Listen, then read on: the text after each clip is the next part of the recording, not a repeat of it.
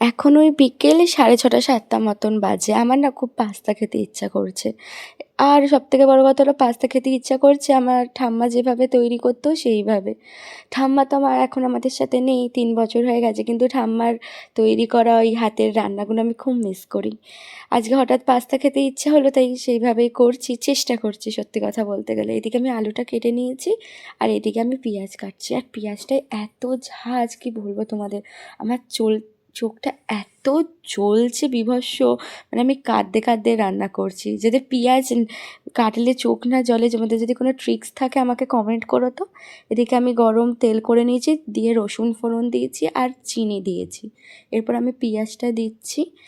পেঁয়াজটা এত ঝাঁজ, আমার এখনও চোখ জ্বলছে। এবার পেঁয়াজটা না ভালো করে ভেজে নেব, তারপর আলুটা দিয়ে দিলাম।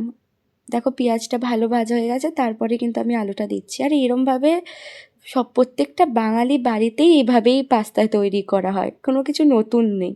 আমি জাস্ট তোমাদের শেয়ার করছি। এদিকে নুন দিয়ে দিলাম একটু, তারপর আমার বয়েল করা পাস্তাটা দিয়ে দিলাম। আলুটা যেহেতু সিদ্ধ হয়ে গেছে, এবার ভালো করে নাড়িয়ে নিচ্ছি যাতে লেগে না যায় পাস্তার সাথে, মানে সব রকম, মানে নুনটা যাতে ভালো করে লেগে যায় পাস্তার সাথে। তারপর এদিকে আমি পাস্তা মশলা দিচ্ছি। আর এদিকে পাস্তা মশলার একটা কাহিনী কি জানো, আমার ঠাম্মা এই পাস্তা মশলাটা মাস্ট ট্রাই, মানে দিতই।